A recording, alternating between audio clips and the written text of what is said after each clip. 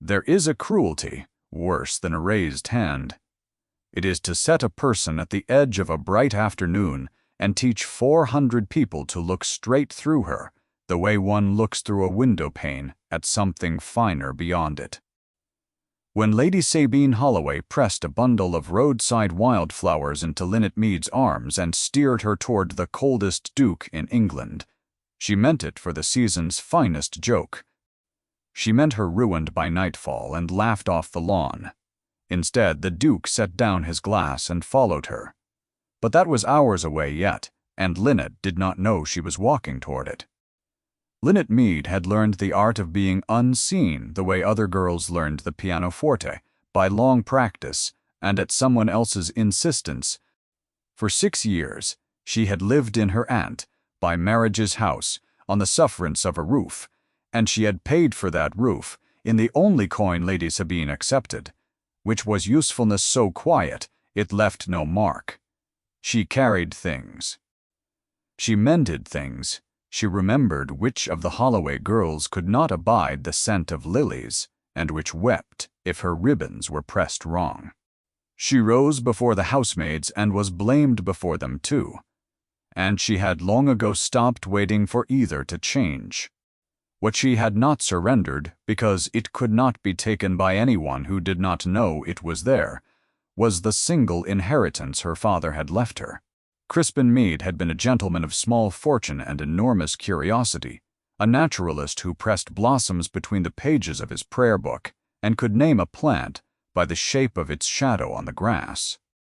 He had taught his daughter to read a hedgerow the way other men read the post. He had shown her which leaf drew the heat from a wound and which flower, crushed and steeped, would loosen a fever by morning. When he died, there was less money than even the neighbors had guessed, and Linnet had gone to Lady Sabine owning nothing anyone could see and everything no one thought to look for. She thought of him now in the swaying carriage because she had bound the wildflowers herself at dawn. Ragged robin and ox-eye daisy, a little vetch, a stem of meadowsweet for the smell. Lady Sabine had told her to gather something to brighten the tables at Austenby Park, and had said it the way one tells a dog to fetch. But Linnet's hands remembered her father in the doing of it, and for the length of that quiet hour by the roadside she had not been a burden or a joke. She had been a girl who knew the names of things. It was a small warmth, and she kept it hidden, the way she kept everything worth keeping. Across from her, Cressida Holloway arranged her skirts for the 9th time, and did not look at her. Beside Cressida, young Petra swung her slippered feet and hummed. They were going to the grandest garden party of the season, thrown by Lady Austenby, whose glass houses were famous across 3 counties, and whose formal beds were clipped into shapes so severe they looked less grown than sentenced. Every eligible daughter in the county would be there, and so it was whispered, would the Duke of Blackmere. That was the whole of it, Linnet understood. That was why Lady Sabine had powdered Cressida until she gleamed. The Duke had buried himself at Blackmere Hall for years and let his gates rust, and now, for reasons no one could name, he had accepted an invitation into society at last. A duke in want of a wife was the nearest thing to a miracle the marriage market knew, and Lady Sabine intended Cressida to be standing in the right patch of sun when the miracle looked up. "You will keep to the servants' path," Lady Sabine said, without turning her head. "You will set the flowers on the long tables, and then you will make yourself scarce.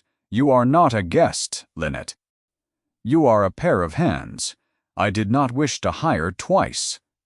She smiled, then, thin as a paper cut.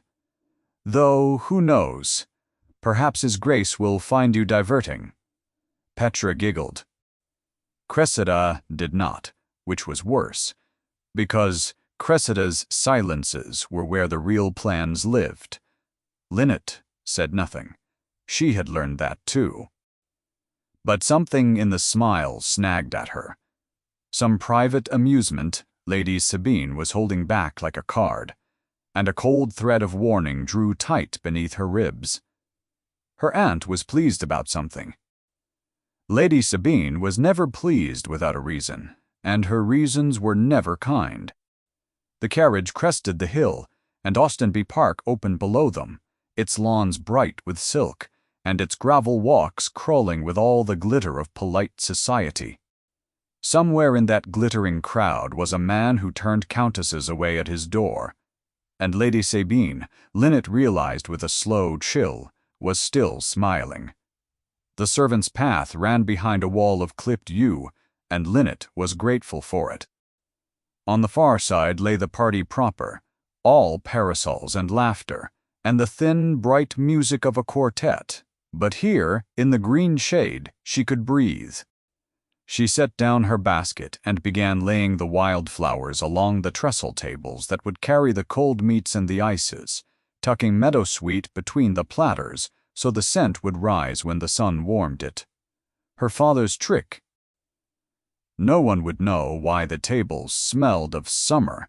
That was rather the point. Those will not do. The voice belonged to Lady Austenby's head gardener, a rigid man with a face like a closed drawer, who had appeared at her shoulder to frown at her handiwork. Her ladyship's tables carry hothouse blooms, not weeds off a ditch bank. They are not weeds, Linnet said, before she could stop herself. Then, more carefully, because she had spent 6 years learning to fold herself small. Meadowsweet keeps the flies from the meat, sir. And Ragged Robin will hold 3 days in water where your forced roses will drop their heads by dusk in this heat. I only thought to be useful. The gardener opened his mouth to argue, then considered the way she had set the arrangement, low and loose so the eye traveled through it rather than over it. Something in his closed face shifted. "Where did a girl like you learn to set a table?" he said, and it was not quite a question. "From my father." She did not explain further. She had found that the less she explained, the less there was to take. He grunted, which from such a man was nearly an apology, and left her to it. It was a small thing. But Linnet stood a moment with her fingers resting on the meadowsweet, and let herself feel it, the rare, clean pleasure of being right about something, and for once allowed to be. Then she gathered the last of the wildflowers into her arms to carry the extras to the kitchen, and stepped, by accident, around the end of the yew wall into the light. And there was the party, and there, across the whole bright breadth of it, was the Duke of Blackmere. She knew him at once, though she had never seen him, because the crowd told her it bent around him like water around a stone. He stood a full head above the men nearest him, dark and still and plain, unfashionable black, and he wore the expression of a man attending his own trial. Every mother in 3 counties had aimed a daughter at him, and the daughters were arranged before him in a bright half-circle, and he was looking at none of them. He answered when spoken to. He did not smile. His gaze moved over the assembled beauties of the season, the way a man's eye moves over a wall of ancestral portraits, dutiful and unmoved, seeing paint. Lady Austenby herself presented a viscount's daughter, all gold curls and blushes. The Duke inclined his head, the exact degree politeness required and not 1 degree more, and turned to accept a glass he did not drink. A titter ran through the watchers. He had cut her. Gently, without a word, but he had cut her, as he was cutting all of them, and the whole lawn understood it and thrilled to it. "There you are." Lady Sabine's hand closed on Linnet's elbow like a trap springing. Linnet's stomach dropped. Her aunt should have been across the lawn with Cressida. Instead, she was here, at the yew wall, her fingers biting through Linnet's sleeve, and her eyes were bright with the same private pleasure from the carriage, sharpened now to a point. "Still holding your little weeds," Lady Sabine murmured, steering her forward into the sun. "How perfect! Come along, Linnet. There is someone I should very much like the world to see you meet." and Linnet understood, all at once and far too late, exactly what the smile had been. She meant to be laughed at. That was the whole architecture of it, and Linnet saw it entire in the space of a breath, the way she saw the bones of a plant beneath its leaves. Lady Sabine was going to march her, the poor relation, the drab creature in a made-over gown, with roadside weeds spilling from her arms, straight up to the coldest duke in England. She would do it loudly, with a curtsy and a simpering word about her dear niece's admiration, so that everyone watching would see the Duke of Blackmere deliver to a nobody the same silent cut he had spent all afternoon delivering to viscounts' daughters. Only this cut would be public and complete, and the story that traveled back to town would not be that the Duke had snubbed a great lady. It would be that the Holloways kept a mad, presuming drudge who flung herself at dukes with a fistful of ditch flowers. Cressida would look all the finer beside the ruin of her, and Linnet, marked as a fool and a beggar, could never again lift her head in any house, which meant she could never leave Lady Sabine's. It was, Linnet thought, with the strange calm that came over her at the worst moments, really a very clever cruelty.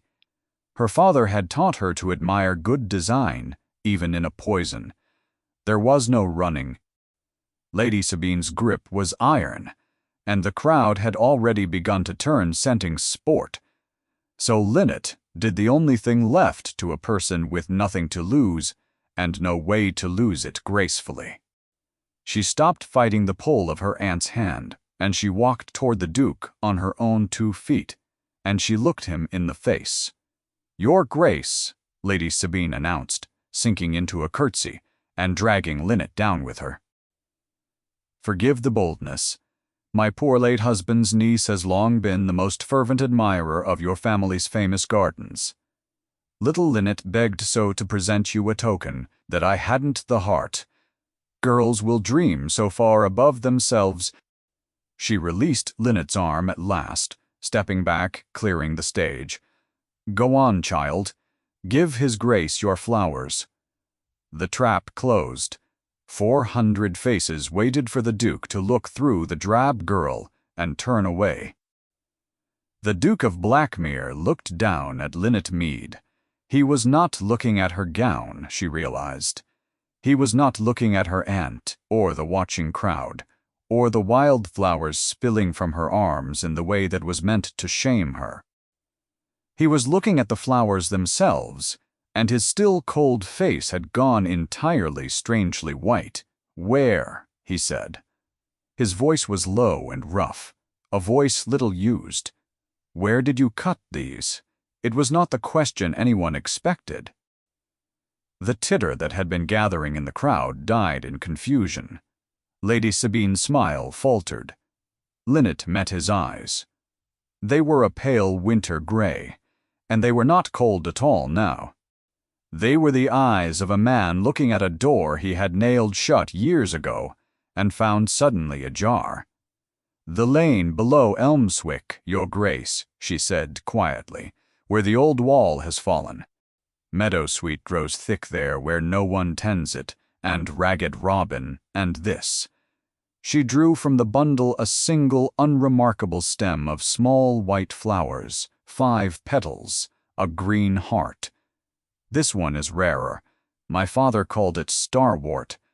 It only grows where a garden has been let go wholly wild, where something cultivated has been left, long enough to forget it was ever cultivated." She did not know why she said the rest, except that his face seemed to require it. "It is not a weed, it is a garden, remembering itself."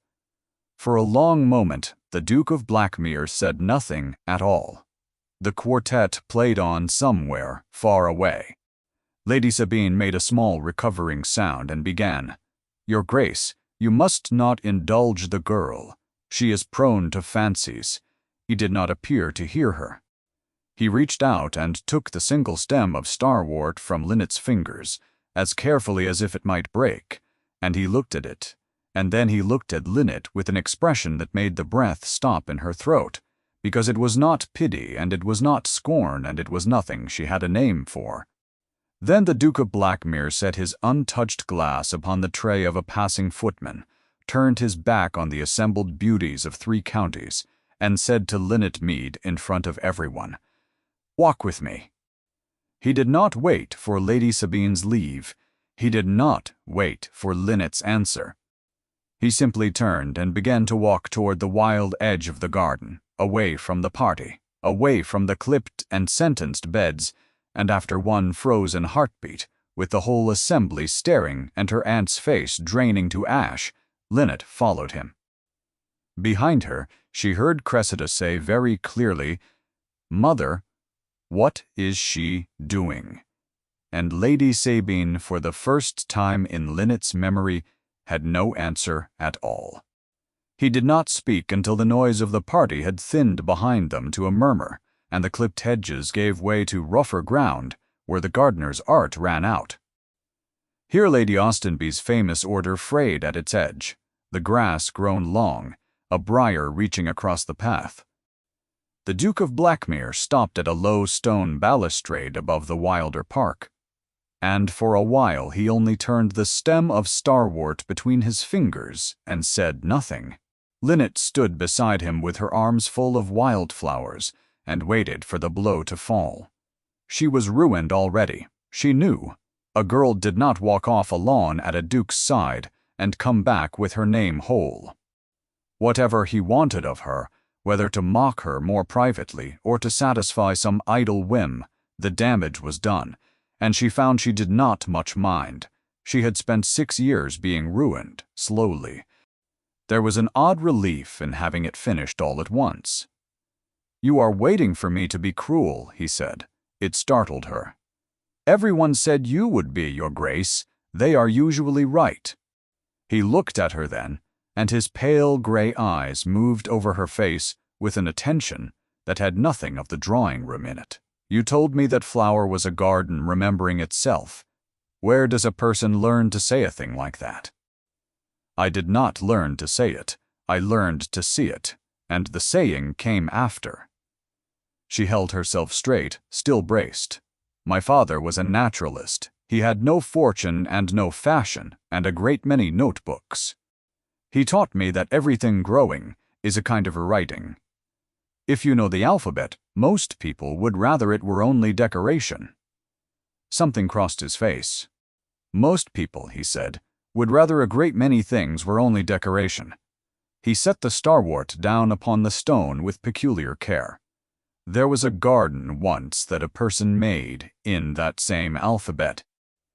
Walled and full of wild things let grow on purpose, which the gardeners despised because they could not understand them. When she died, I had the door locked.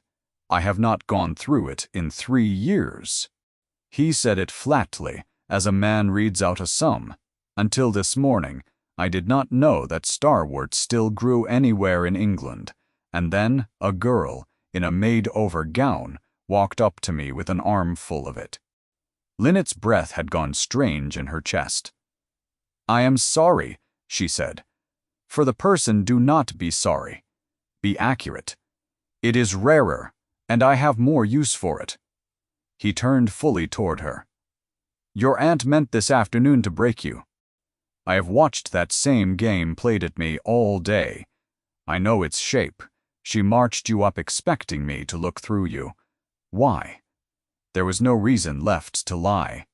Because if you cut me before all these people, I become a madwoman who threw herself at a duke, and no house will take me, and I can never leave hers. She laid the mechanism bare the way her father would have laid open a seed. I am useful to her and unpaid.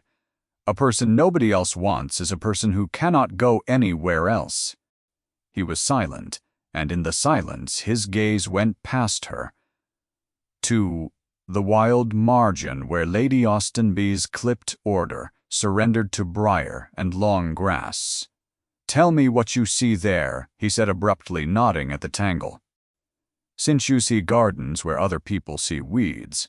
It was a test, and Linnet knew it was a test, and she found she did not mind being tested by a man who at least asked before he judged. She looked. "I see ground that was drained wrong and then left to itself," she said. "The rushes tell you it is wet. The willow herb tells you it was burned or broken within a few years past. And the foxglove there, at the very edge, tells you the soil has gone sour, for foxglove loves a poor acid ground and will not stand where the earth is sweet. Your Lady Austenby has spent a fortune making the front of her park lie, and the back of it is telling the truth to anyone who troubles to read it." The Duke of Blackmere looked at the tangle, and then at her, as though she had performed a conjuring trick, and he could not find the wire. The Duke was quiet a moment. When he spoke again, the cold had gone out of his voice and something harder had come into it. "What is your name? Your whole name, not the small one she uses to keep you small." "Linnet. Mead. Miss Mead." He picked up the starwort and absurdly tucked it into his black coat, where it sat like a small white star against the dark. "I find I am not inclined to give your aunt the afternoon she planned." "Your Grace, whatever you intend by way of disobliging her, remember that you go home to Blackmere, and I go home to her. The afternoon is yours to spend, the consequences are mine to keep." He almost smiled. It did not quite arrive, but she saw the place where it would have been. "You think me thoughtless. I think you have not lived 6 years in a house where every kindness shown you is charged back with interest by somebody else." "I have lived 3 years in a house where no kindness is shown at all, which I begin to suspect is the same arithmetic from the far side." He studied her. "You read A Dead Lane and knew starwort by its heart. You set meadowsweet on Austenby's tables to keep the flies off the meat. Do not look surprised, the head gardener told me. He has not been so affronted in years. Now the almost smile arrived, brief and startling on that severe face. "I did not follow you across that lawn, only to spite Lady Holloway, though I own it is a pleasant addition. I followed you because you are the first person in 3 years to tell me the truth about a growing thing, and I have a great deal of dying ground that wants the truth told about it. I have a proposition, Miss Mead. You will not like all of it, but you had best hear it before your aunt reaches us, and she is coming now." Over his shoulder, across the bright lawn, Linnet saw Lady Sabine bearing down upon them like weather. Lady Sabine arrived breathless, the powder cracking at the corners of a smile stretched too wide. "Your Grace, I am mortified. The child has plainly imposed upon your patience. I shall take her off your hands this instant." "You shall not," said the Duke of Blackmere pleasantly, and the pleasantness was worse than any temper. "Lady Holloway, I am glad you have come. You may be the first to wish Miss Mead joy of her new situation." The words hung in the warm air. A little knot of guests had drifted near, ears bright with the hope of scandal, and Lady Sabine's glance flicked to them and back. "Her situation," she repeated. "I have this afternoon engaged your niece." He let the sentence rest one cruel instant, unfinished, as gardener to Blackmere Hall. Someone in the listening crowd laughed, then stopped, uncertain. A duke did not hand the keeping of his grounds to a girl in a mended gown. And yet the Duke of Blackmere said it as though it were the most ordinary thing in the world, and a duke's certainty has a way of rearranging what the world believes possible.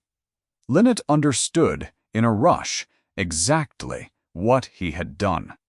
Lady Sabine's whole design had rested on the Duke rejecting her, but he had not rejected her. He had chosen her openly, before the same 400 witnesses meant to watch her fall, and now the story that traveled back to town would not be of a drudge who flung herself at a duke. It would be of a duke who ignored every diamond of the season and walked off the lawn with the one girl no one had thought to look at. The joke had not merely failed, it had turned in Lady Sabine's hand and cut her. "Your Grace." Lady Sabine's voice had gone thin. "You are too generous." "But Linnet is not, that is to say, she is not free to take a post. There are arrangements, family arrangements. Her situation with us is not as simple as a wage can settle."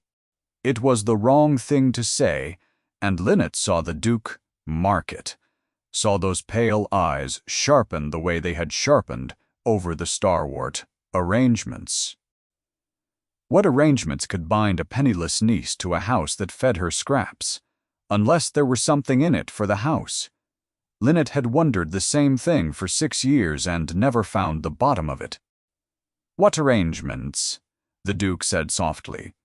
"Private ones." Lady Sabine recovered a portion of her poise. "I am her guardian in all but name. I could not in conscience release her to, forgive me, an irregular position in a household of no ladies with a gentleman of your reputation. Think of her good name." "I am thinking of it," he said.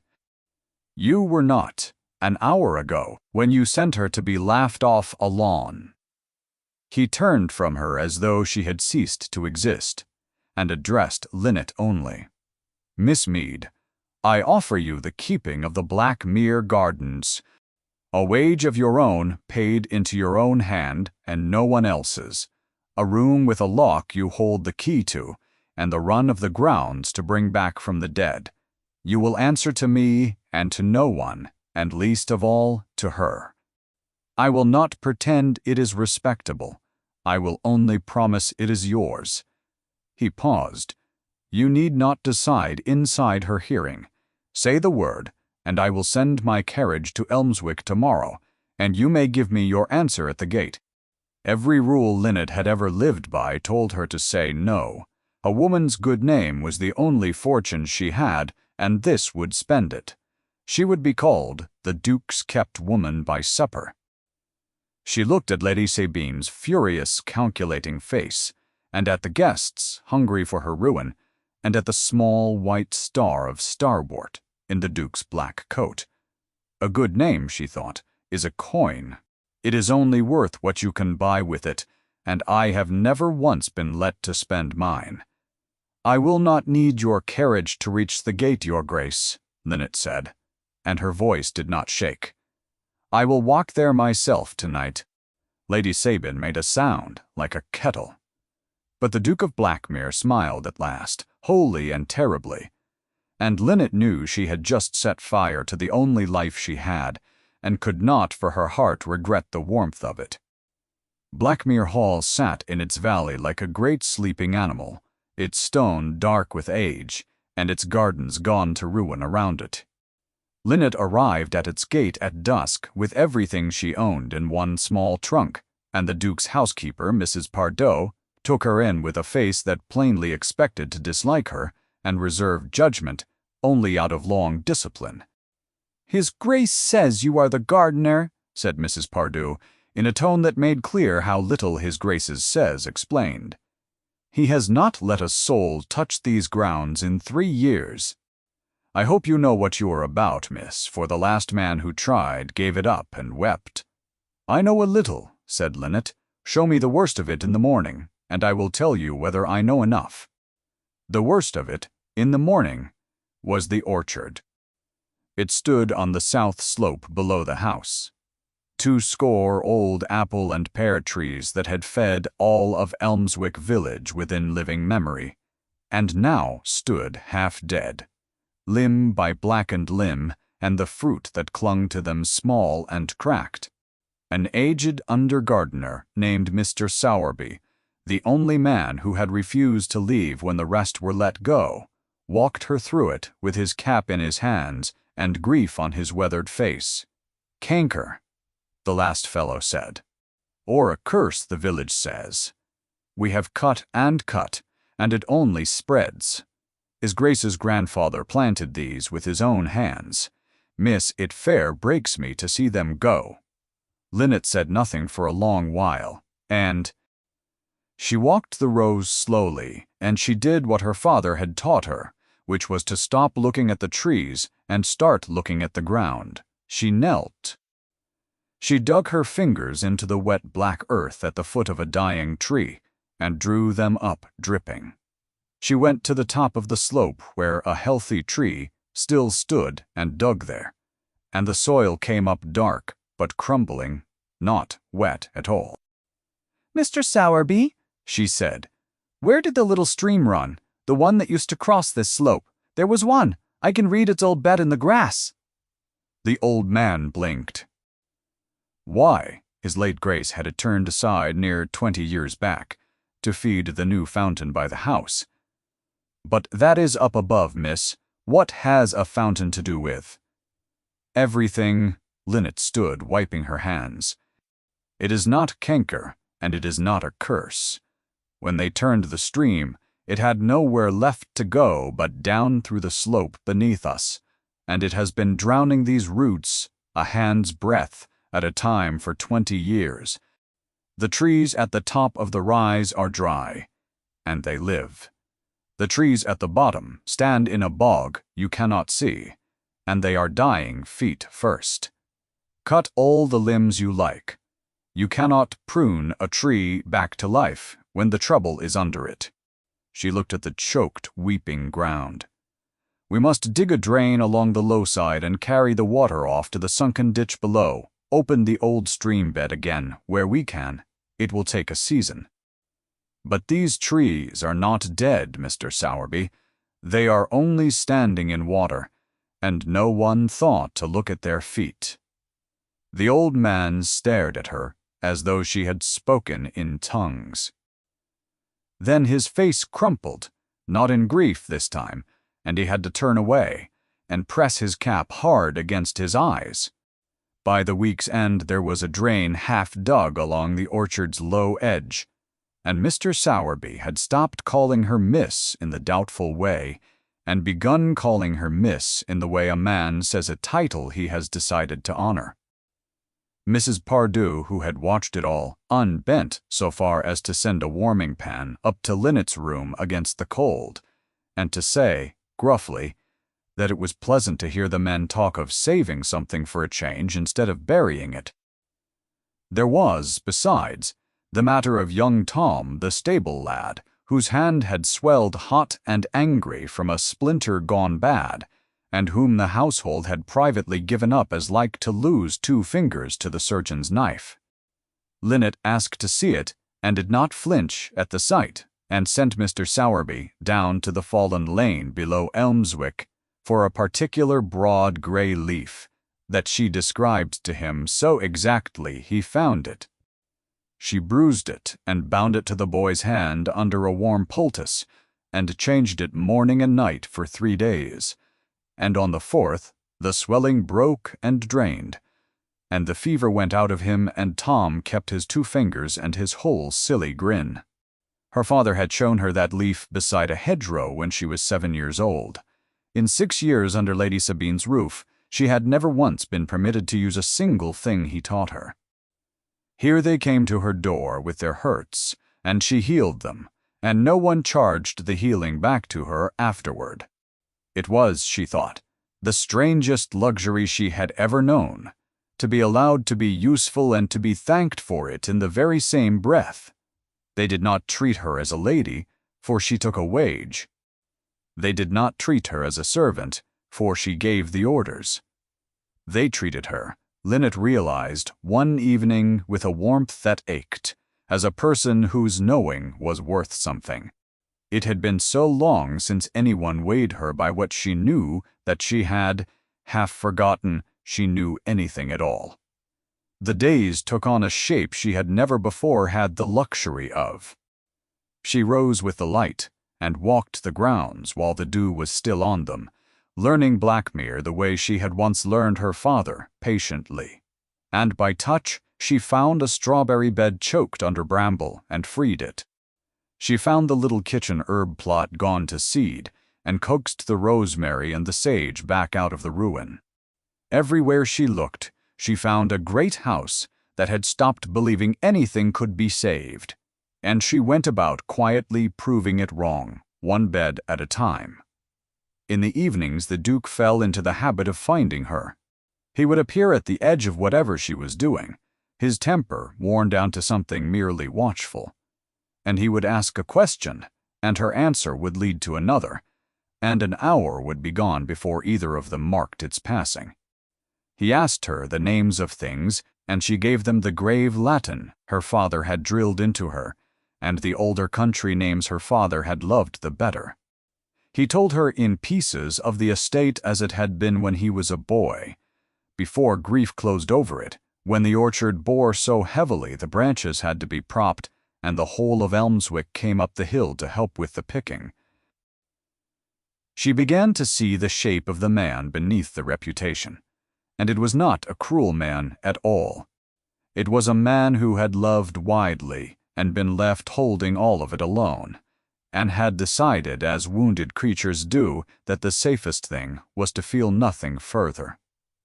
She did not tell herself she was falling. She was too practical for that, and too poor to afford it. She only noticed that the day did not properly begin until she heard his uneven step upon the gravel, and chose, each evening, not to examine why. Only one door in all of Blackmere stayed shut to her. It was set in a high old wall to the east of the house, a wall too tall to see over, thick with ivy, and the door in it was banded with iron and fastened with a great lock gone orange with rust. She had drifted toward it on her second day, drawn by the wildness she could sense breathing on the far side, and Mrs. Pardoe had appeared as if from the stones themselves. "Not there, miss." The housekeeper's voice had been quiet and absolute. "That was her ladyship's garden. Lady Aveline, his Grace's sister, that is gone. He keeps the only key, and he has not turned it since the day we buried her. You may have the run of every other inch of Blackmere, but you will leave that door alone, if you are wise, and you will not so much as speak of it to him." Linnet looked at the rusted lock, and at the ivy, and thought she could hear, very faintly, over the top of that high wall, the sound of something growing, that no one had told what it was allowed to be. "Whose voice is that?" she said softly to no one. Mrs. Pardoe had already gone, and behind the iron door, the wild thing on the other side went on growing in the dark. The world found her, as the world always does.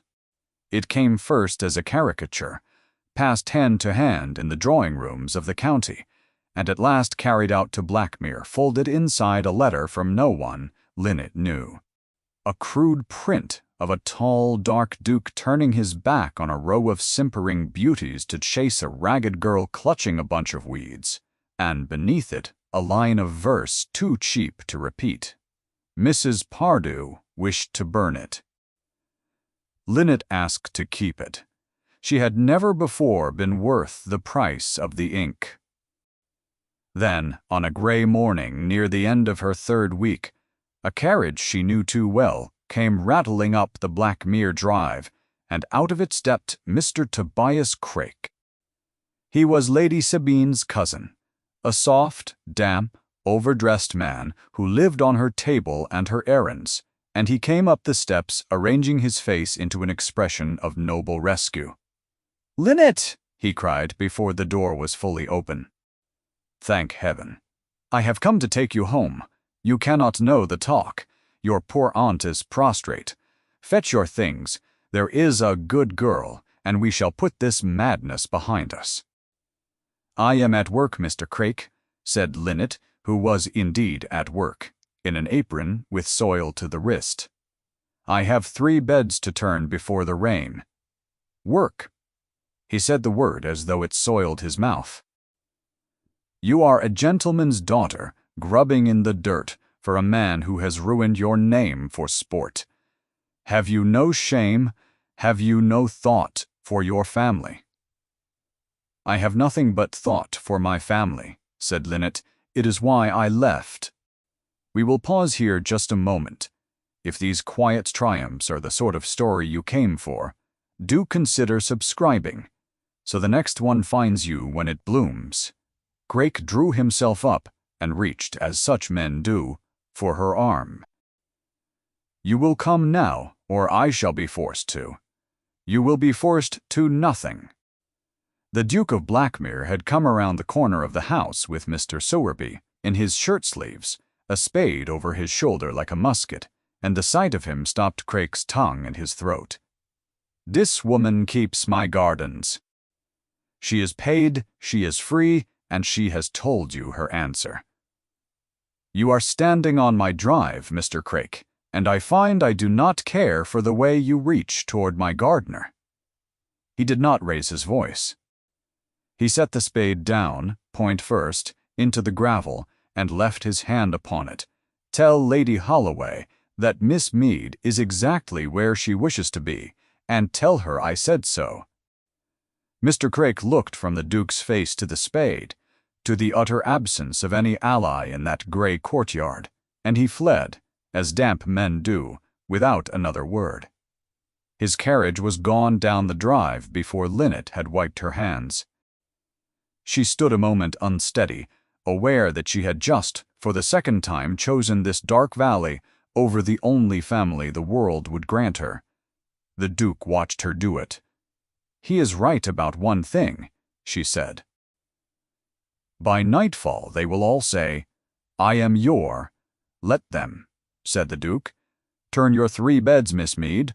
The rain is coming, and I find I would rather see the ground made ready than hear one more small man tell you what you are." She went back to her work, but her hands, she noticed, had begun to shake, and it was a long while before the soil steadied them. It was the first hard frost that undid him. Linnet had marked the date without knowing its weight, the way one notes a cold snap. But that evening the whole house went wrong. Mrs. Pardue moved through the corridors with her mouth pressed flat and the fires banked low, and the servants spoke in the hush kept for houses of the sick. When Linnet asked, the housekeeper only said, "It is 3 years tonight since we lost Lady Evelyn," and would say no more. Linnet found him near midnight because she could not sleep, and because some instinct her father had bred in her turned her steps toward the east wall, where a lantern burned that should not have been lit. The iron door stood open. The Duke of Blackmere sat on the cold ground just inside it, in the ruin of his sister's garden, with his back against the wall and his head bowed. And around him in the lantern light rose the most extraordinary wilderness Linnet had ever seen. 3 years untended, it had done what such a garden does when grief locks the gate. It had gone gloriously, defiantly wild. Wildflowers had seated themselves across the drowned beds in drifts, and briar roses had climbed the sundial and swallowed it. And everywhere, pale in the dark, grew the small white stars of the starwort. More of it than she had known was left in the world.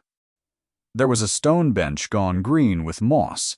The sundial, the roses had claimed entirely, and against the far wall the skeleton of an arch that something climbing had long since pulled half down.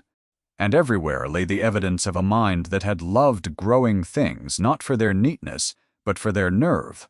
Someone had planted here on purpose the very flowers that other gardens spend their whole lives tearing out.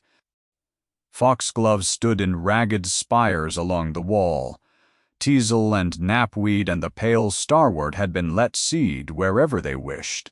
It was not the wreck of a garden at all, Linnet saw. It was a garden that had been made to look like a wilderness, and had simply in 3 untended years become the true wild thing it had always been pretending to be. He did not look up. "I could not come in for 3 years," he said, his voice gone to gravel. "Tonight, I could not stay out. She made this. Everyone told her a garden should be ruled. She said a garden should be permitted. They laughed at her for it, as they laugh at anything they cannot arrange." His hand closed on nothing. "I locked it so it would stop without her. It did not stop. It only grew wilder, and I could not bear to watch it be happy when she was gone. Another woman would have wept for him. Another woman would have knelt and held him and told him his sister was at peace. Linnet, who had learned that pity is a thing you do to a person, not for them, did none of it. She stepped into the garden, and she looked at it, the way she had looked at the orchard. And she said, she was right, you know, about permitting it. He raised his head. This is not a garden gone to ruin, your grace. I keep waiting to see ruin, and I do not find it. Ruin is the orchard, drowning by inches with no one to read its trouble. This is a garden that was loved so well, it did not need her after all. It has been keeping itself for 3 years, waiting for someone to open the door and see that it lived. Linnet knelt, not before him, but beside a drift of starwort, and laid her bare hand against the cold earth, as if taking a pulse. You said this flower was a garden remembering itself. You had the whole of it in your hands that day at Austinby, and did not know it. This is hers, still remembering. It only wanted the gate open. The Duke of Blackmere looked at her for a long time, and something moved behind his eyes that had not moved in 3 years. Everyone who came here after, he said, told me the kindest thing would be to have it dug up and put to lawn. To spare myself the sight of it. They meant it gently, every one of them, and every one of them wished to take the last living thing my sister ever made and flatten it into something tidy, because tidy is easier to look upon than grief. His jaw worked. You are the first person to stand in it and tell me it is alive. Do you know what that is? To be told the thing you could not bury is not dead after all, only patient. I know exactly what it is, said Linnet very quietly, and he heard in it that she was not speaking of the garden at all. For a long moment there was no sound but the wind over the high wall. My name is Gideon, he said at last, roughly as though the word cost him. No one had used it in years, she understood. His sister had been the last. I do not know why I told you that. I do, said Linnet. Because in here you are not a duke. You are her brother, and you are letting the door stand open, and a person ought to be called by his name when he is being brave. He looked at her then across the wild dark garden, and something in his face broke and remade itself all at once, and Linnet felt the ground shift beneath her, not from any bog, but from the plain terror of being, for the first time in her life, entirely seen in return. Stay, Gideon said. It was not a command. It was the first thing he had ever asked her for. Not the garden. I have kept the garden 3 years without help. Stay, because I have not wanted to open a single door in this house until you came to Blackmere, and I find I cannot bear to lock them again. Linnet, who had 400 reasons to run, and had spent her life running from none of them, because she had never been given anywhere to run to, stayed. She reached across the starwort, and she took his cold hand in her earth-stained one, and she held it, and she did not say a word, because some silences are the only honest thing, and this was one of them. They stayed like that a long while, the Duke and the gardener, on the cold ground of a dead woman's garden that had refused to die, and Linnet understood that something had shifted in her that she would not be able to shift back. She had come to Blackmere to keep its grounds. She had not meant to be handed the key to the one locked room in the man himself, the room no other soul had been let into. She held his hand, and she did not let go, and she was not afraid, and the not being afraid was the most dangerous thing of all. Above the high wall, the frost came down like stars, and neither of them felt the cold at all. Lady Sabine Holloway came herself. In the end, they always do. She arrived 10 days later at the head of her own storm, Cressida, grim behind her, Petra frightened and swept past Mrs. Pardoe into the great hall of Blackmere as though she owned the stones. Linnet was called down from the walled garden with soil on her apron and starwort in her hair, and she came because she did not hide, and she found her aunt turning slowly in the hall, taking the measure of everything she saw and pricing it. Cressida stood just inside the door, and she was not looking at the hall at all. She was looking at Linnet, at the soil on her apron and the starwort tucked behind her ear, and most of all, at the ease with which Linnet stood in a duke's great hall as though she had every right to breathe its air. There was something in Cressida's face that Linnet had never seen there before. It was not scorn. It was nearer to hunger. The look of a girl who had done everything right, worn every correct gown, and learned every correct step, and had watched the prize walk straight past her to the one person who had done nothing right at all. Petra only pressed close against her mother's skirts and stared about the shadowed hall as though she feared its walls might come down upon them. "So," said Lady Sabine, "they kept Gardner. How the mighty have grovelled." Her eyes were bright and hard. "You have made me the joke of 3 counties, Linnet. Do you know what they say now? Not that you flung yourself at a duke. Oh, no. They say I traded my own niece to a duke for his coin. Like a... You did try to," Linnet observed. "It only went the wrong way for you." The whip of Lady Sabine's fury was nearly audible. But before she could answer, the Duke of Blackmere entered the hall, and the temperature of the room fell. "Lady Holloway," said Gideon, "you are trespassing, and you are frightening my housekeeper. Say your business and leave." "My business, your grace, is my ward." Lady Sabine drew a paper from her reticule and brandished it. "Linnet Mead has lived these 6 years, wholly dependent upon my household, bound to me by her late father's own wish, and I am her guardian in all but the paper it is written on. You have taken a gently born girl under my protection, into your house, as a servant, and the whole world now believes as something far less respectable. I could ruin you, sir. A duke who steals a virtuous girl from her guardian's roof. Think how that reads." She let the paper fall to her side, and her voice turned oily. "But I am a reasonable woman. There is a price at which I would consent to forget my grievance. Publicly declare the match respectable, and trouble you no further. £8,000, your grace. A trifle to you. And she is yours, free and clear, and I am gone." The extortion sat in the hall, plain and ugly. And Linnet, who for 6 years had failed to find the bottom of her aunt's grip on her, felt every piece drop suddenly into place, the way the drowning orchard had explained itself the moment she looked at the ground instead of the trees. "You have no money," Linnet said slowly. "That is what this has always been. Not honor, not my name.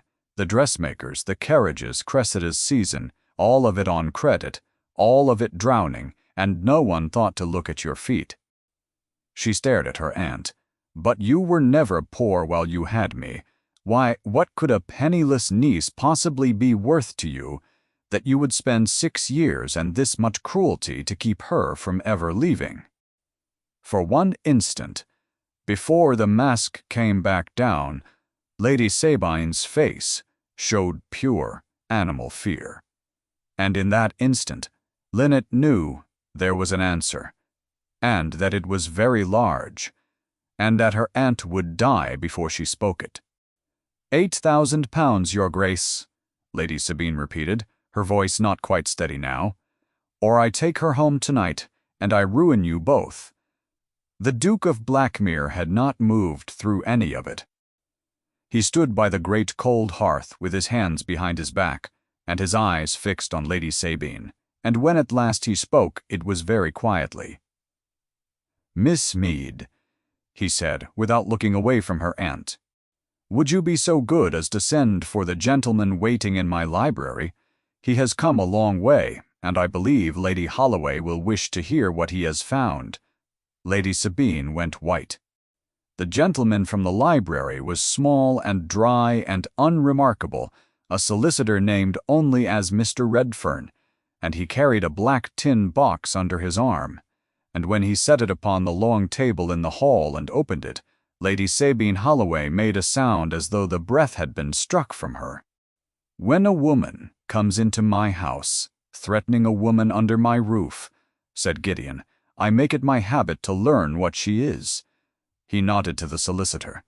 "I set Mr. Redfern upon your affairs the day after Austenby, Lady Holloway. It took him some weeks. He is very thorough. Tell her, sir, what you told me." Mr. Redfern lifted the first paper. "Crispin Mead, gentleman naturalist of Elmswick, died 6 years past, believing himself all but penniless." He read in the flat voice of his trade. "And so he was, in ready money. But some months before his own death, his elder brother, who had gone abroad to make his fortune in trade and had made it, died childless overseas, and left to Crispin, and after him solely to Crispin's daughter Linnet, all of it, a considerable fortune well placed in the funds. The money was slow to cross the sea. It arrived some 4 months after Crispin Mead was in his grave, and was received on the child's behalf by her nearest guardian." He looked up. "By you, Lady Holloway. You have drawn its income for 6 years. By our reckoning, near £900 a year. You told your ward she was a pauper you kept from charity. In fact, you have lived and dressed your daughters, and run your carriages, upon money that has belonged, every shilling of it, to her." The hall was utterly silent. Linnet could not breathe. 6 years, and every scrap grudged her, every insult, every hour she stood while others sat, every time she had been told she was a burden and worth nothing, and lucky to have a roof. And all of it, paid for with her own stolen inheritance. Her father had not left her poor. Her father had left her free, and Lady Sabine had buried the letter and taken the freedom, and sold her the lie by the pound. 100 small cruelties made a different kind of sense to her now. The winter she had gone without a warm cloak, while Cressida had 3. The tutor dismissed as too dear the very month Linnet had asked to go on learning her father's Latin names, and engaged again a month after that for Petra's music. The way Lady Sabine had watched her always, with a wariness Linnet had taken for plain dislike and understood now to be fear. Fear that the drudge might one day think to ask the single question no one had ever encouraged her to ask: "Where does the money come from that keeps this house?" Linnet had been too busy surviving to ask it. That, she saw now, had been the whole of the design. "You cannot prove," Lady Sabine began. "He has proved it," said Gideon. "The letters bear your hand. Mr. Redfern has the receiving agent's records and 2 witnesses. This is not a matter for gossip, Lady Holloway, it is a matter for the law. The theft of a minor ward's estate is a grave felony, and it would take from you not only Miss Mead's fortune, but every farthing you have built upon it, and your daughter's good name along with it." He let that stand a moment. "You came here to sell me a girl for £8,000. You do not seem to have understood that she was never yours to sell. She has been the richest person in this hall since the day she walked into it, and none of us knew it. Least of all her." He turned to Linnet then, and his voice gentled by a fraction only she would have heard. "It is your choice, Miss Mead.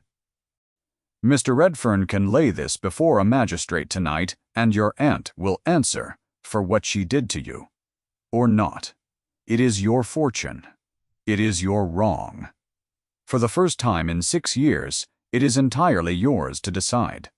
Every eye in the hall turned to Linnet Mead, drab in her gardener's apron, holding the whole weight of another woman's freedom in her soil-stained hands. She looked at her aunt, who had taught the world to look through her. And she found to her surprise that she did not want the magistrate, nor the ruin, nor even the satisfaction of it. She wanted something her aunt had never once given her. She had dreamed, in the worst of those years, of exactly this moment, of standing over Lady Sabine with the power to break her, and watching her beg. But now that the moment had come at last, she found the dream had no taste in it. To send her aunt to the law would be to bind herself to the woman for years yet, tied to courts and testimony and the endless retelling of her own smallest, meanest days. She had spent 6 years being made smaller. She would not spend a 7th, not even for the sweetness of watching Lady Sabine fall restore every shilling, Lynette said, every year of it, with interest to the last penny. Mr. Redfern will set the sum, and you will sign to it tonight. And then you will go back to whatever house you can still afford, and you will never speak my name again, in praise or blame, to anyone, for so long. Do that, and I will not send you to the law. She lifted her chin, not because you deserve mercy, you do not, but because I would rather spend my life growing things than spend 1 more hour of it on you. Her hand shook so that the pen tore the paper, but she signed, and Cressida turned her face away, and little Petra wept, and then they were gone into the dark, and the great door of Blackmere shut behind them with a sound like a chapter closing. Lynette did not weep until they had gone.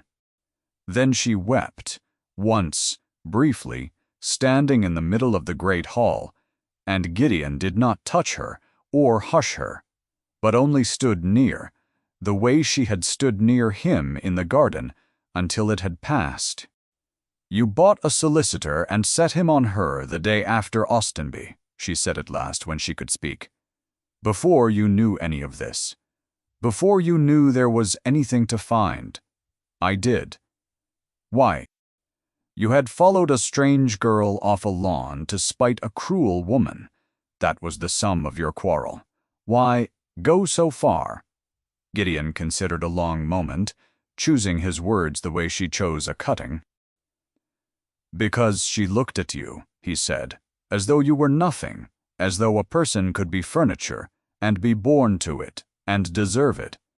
And I have spent 3 years being looked at as though I were a title with a man somewhere inside it, and I could not, I found, I simply could not, stand in that garden and watch the same thing done to you and do nothing.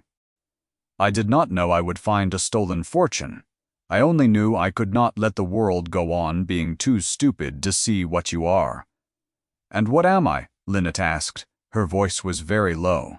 Now that I am rich and free and answerable to no one. What am I to you, Gideon? He did not answer at once. When he did, it was not with pretty words, for he had none, and she would not have believed them. You are the person who opened the door, he said. You are the one who came into the ruin I had locked away and told me it was not ruined at all, only waiting. You did that to the orchard and you did it to the garden and, heaven help me, you did it to me, and I do not want to lock any of it again. He drew a breath. I have nothing to offer you that you need. You have your own fortune now. You have your name back. You could take a house in town and never look at Elmswick again, and no one would blame you. His jaw tightened. But a wage can be revoked, and a post can be ended, and I will not have you ever again in a life that someone else can take from you at a whim. So I am not offering you a post, Miss Meade. I am offering you the only thing I have that no one can revoke. He did not kneel. His pride would not have let him, and she would not have wanted the theater of it. He took her hand instead, her right hand, the one with the earth worked so deep into the creases that no washing had ever quite drawn it out, and he did not seem to mind the dirt of it in the least. He turned it over in his own scarred palm and studied it as though it were the rarest specimen in his keeping. "Marry me," Gideon said. "Not for protection, though it will protect you. Not for the garden, though it is as much yours as hers now. Marry me because you are the first still place I have found since I lost her, and I have discovered I would rather grow old arguing with you about drainage than be right and alone about anything else for the rest of my life." Linnet looked at this severe, grieving, unfashionable man who had crossed a whole bright lawn to follow the one person no one else would see, and she found that the coin of her good name, which she had once thought worth nothing, because she had never been let to spend it, was worth precisely this, and that she wished to spend all of it here on him. For a moment she could not speak at all. She had been offered a great many things in her life, most of them insults dressed as favors, and she had learned to weigh every offer for the hook hidden inside it. She weighed this one now, out of long and painful habit, and found no hook anywhere in it. He was not buying her, he was not rescuing her. He was asking her to stay, and to be seen, for the whole length of a life, which was the one thing she had wanted so long and so hopelessly that she had taught herself to stop wanting it at all. Her eyes stung. For once, she let them. "You understand," she said, "that I will go on turning your beds myself. Duchess or no, I did not save that orchard to hand it to some man in gaiters." "I would not dare suggest it," said Gideon. And for the second time in his life since his sister died, the Duke of Blackmere smiled with his whole face. "Then yes," said Linnet Mead, "yes. Open the door." Lady Austenby held her autumn assembly 6 weeks later, and all the county came, because all the county had heard that the Duke of Blackmere would attend, and that he would bring the woman he meant to make his duchess, and there was not a soul in 3 counties who would have missed the sight of it. They came expecting to look at Linnet Mead. They did not expect Linnet Mead to have become someone worth looking at. She entered on Gideon's arm in a gown of deep wildflower blue, not the blue of any hothouse, but the blue of the vetch that grew in the fallen lane below Elmswick, and she wore in her hair a single stem of starwort. And she did not creep along the servants' wall. She walked up the center of Lady Austenby's bright rooms, with her head high, and her fortune restored, and her name, her own, and the whole assembly, which had gathered to watch a drudge exposed, found itself instead making way for a woman who had walked out of a joke and come back a duchess in all but the vows. The Viscount's daughter with the gold curls, who had herself been quietly cut by the Duke on this very lawn a season past, curtsied to Linnet now with a warmth that would have been comical had it not been so instructive. Lady Austenby's head gardener, passing with a tray of cut greenery for the tables, caught Linnet's eye and gave her the smallest bow, one professional to another, the highest compliment that closed and careful face was capable of paying. Mothers who 3 months before had warned their daughters not to be seen speaking with a Holloway drudge now arranged those very daughters in her path in the hope of an introduction. Linnet marked all of it, and felt none of the triumph she might once have expected, only a strange, clear pity for a world that could not see a person at all until a duke had drawn a circle round her and told them where to look. Lady Sabine Holloway was there. Of course she was there. She had a house still, a smaller one, and daughters still to settle. And she had come because staying away would have confessed everything. She had sworn never to speak Linnet's name. But when she saw the whole room turn toward her stolen ward with admiration, when she saw the Duke bend his dark head to hear what the girl she had called nothing wished to say, something in her cracked, and she forgot her signed and sworn silence, and she said it loudly, into a lull, so that half the room would hear. "Do not be fooled by the fine gown. I raised that girl, and I know what she is. A grubbing, scheming little. Choose the last word carefully, Lady Holloway." The Duke of Blackmere's voice was not loud. It did not need to be.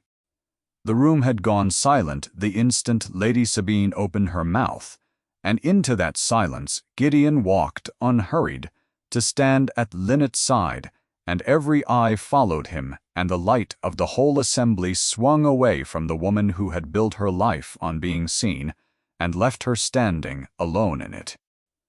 "You wish to tell these people what Miss Meade is," said Gideon. "Allow me to save you the trouble. This is Miss Linnet Meade, daughter of the naturalist Crispin Meade, and heiress, in her own right, to the Meade fortune, of which she was the lawful owner for every one of the 6 years you told her. She was a pauper you kept from charity." He did not raise his voice, and somehow that made it travel further. "She is the woman who read a dying orchard the whole of Blackmere had given up for cursed, and saved it in a season. She is the finest gardener in this county, and very likely in this whole kingdom. She has coaxed back to life at Blackmere a garden that 3 years of my own despair could not, and she asked no thanks for the doing of it, which is more than I can say for any other soul in this room. And come the spring, she will be my wife, and every person in this room who wishes to keep the acquaintance of the Duke of Blackmere will address her as your Grace, and mean it." He turned his pale eyes upon Lady Sabine, and now they were cold, colder than the frost, colder than any court she had escaped. "You told the world she flung herself at a duke. The truth, madam, is that a duke crossed a garden to follow her, and would do it again tonight, before all of you, and count it the wisest thing he ever did. You have your silence to keep. I suggest you begin keeping it now." Lady Sabine Holloway opened her mouth. She was a woman who had always, in every room of her life, held the last word, and her whole strained face went hunting now for the crushing reply that would turn the tide back to her. But there was no reply to be found. There was only the truth laid out in a duke's flat and unhurried voice before the assembled county, and the truth had no answer, because it had never once needed one. Her mouth closed. Her powdered chin trembled. And the assembled company, which had come to watch a drudge unmasked, watched instead a great lady understand, in the open and in real time, that she had lost everything she had built and could not so much as raise her voice about it. For a moment no one breathed.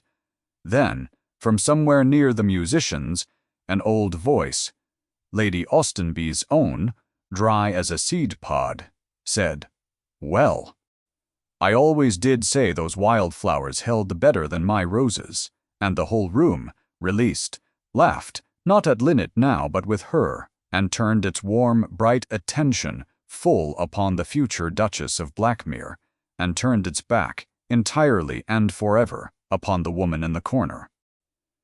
Lady Austenby herself came to Linnet through the parting crowd, leaning hard upon her stick, and peered up at her with the frank curiosity of a very old woman who has outlived any reason left to pretend. "You are the one who told my head gardener his forced roses would not hold," she said. "He has not stopped repeating it since." "He tells me you had the right of it, and that he means to plant wild along the whole South Walk next year, and let the county call him mad." She gave a dry cackle. "I am 81 years old, child, and I do believe I have never once been told the plain truth about my own gardens until this very afternoon, and by a girl the whole county took for a servant at that. Come and see me when you are a duchess. I find I have a great deal left to learn, and not much time left to learn it in." Quote, and she patted Linnet's hand and moved on, and it was, in its own small and unlooked-for way, the first invitation Linnet Meade had ever in her life been given to a house that truly wished her inside it. Lady Sabine Holloway left before the dancing. No one marked her going. It was, Linnet thought, watching the door close on her, the truest ruin of all, not to be cast out with shouting, but to be, at last, exactly as invisible as she had always tried to make someone else. Gideon's hand found hers among the crowd. "You are shaking," he murmured. "I know," she said, and smiled up at him, bright and unafraid, in the center of the room she had once been forbidden to enter. "I find I do not mind at all." Spring came late to Blackmere that year, and all the better for it gave Linnet the time to have the walled garden ready. They were married in the little church at Elmswick, with Mr. Sowerby weeping openly into his cap, and Mrs. Pardoe pretending she was not, and afterward there was no grand breakfast in a great hall. There was, instead, a long table set out under the open sky inside the east wall in Lady Aveline's garden, with the iron door standing wide and propped with a stone so that it might never be locked again. Linnet had not tamed the garden. She had understood it too well for that. She had only cleared the drowned beds and opened the choked paths and let the wild things keep their ground, so that the sundial rose again out of the roses, and the starwort ran in white drifts between the stones, and all of it looked less like a garden a duke's money had restored, than like a garden that had, after 3 long years, finally been allowed to remember itself the rest of the way. Gideon found her there in the evening, when the guests had gone, standing among the wildflowers, with a stem of vetch in her hand, and the last light on her face. "Auditing me again, your grace?" he asked, for he had learned her ways, and leaned his shoulder against the warm stone of the wall his sister had built. "Someone must," said Linnet. "You spent a scandalous sum on new drains for the orchard." "The orchard was drowning. A wise woman told me so. She said you cannot prune a tree back to life when the trouble is under it." He drew her back against him, his arms crossing over hers, his chin against her hair. "I have been thinking of that ever since, about how much a person can be dying at the root, while everyone stands about pruning the branches and calling it a curse." "And what cured you?" she asked softly, though she knew. "Someone opened the door," said Gideon, "and looked at the trouble instead of the branches, and told me I was not ruined, only waiting." He was silent a moment. "I spent 3 years believing this garden ended when Aveline did. It did not end. It was keeping itself for you. I think perhaps I was, too." "You never told me her name that first day," Linnet said, "at Austenby, when you went white over a fistful of flowers. You only asked me where I had cut them." "Because if I had said her name aloud, I should never have got to the end of the sentence," said Gideon simply. "You were a stranger with an armful of my sister in your hands, and you did not know it, and it was the first time in 3 years that the sight of her flowers had not felt like a wound. I did not follow you across that lawn to be kind, Linnet. I followed you because you were carrying the only thing that had ever made the grief feel like something other than an ending, and I could not, for my life, let you walk away with it. I did not understand it. Then, I only knew I had to go where you went." Linnet turned in his arms. Above them the first stars were coming out over the high wall, small and white and scattered, like starwort thrown across the dark, and she thought of the girl in the made-over gown who had bound a bunch of roadside weeds at dawn because it was the 1 hour of the day that had ever been her own, and who had carried them, all unknowing, straight into the arms of the one man in England who would understand exactly what they were. She had gone to that garden party to be a joke. She had meant to be laughed off a lawn and buried in a cruelty so clever her own father would have admired its design. Instead, she had been seen. And, being seen, it turned out, was the one thing no one could ever take from her again. "Come inside," she said, taking his hand. "It grows cold, and I have a whole life to spend growing things with you, and I do not mean to waste a single season of it." And the Duke of Blackmere, who had ignored every lady at the garden party and followed the quiet girl carrying wildflowers, went in through the open door beside her and left it standing wide behind them, so that the wild things could go on growing in the dark, remembering, at last, that they had always been permitted. If this story warmed you, if you believe the quiet and overlooked ones deserve to be seen and to bloom exactly as they are, please give it a like to help it reach another heart tonight. Share it with someone who has ever been made to feel like furniture at the edge of a bright room. And subscribe and ring the bell so you never miss the next tale. Tell me in the comments below which moment made you cheer. I read every one.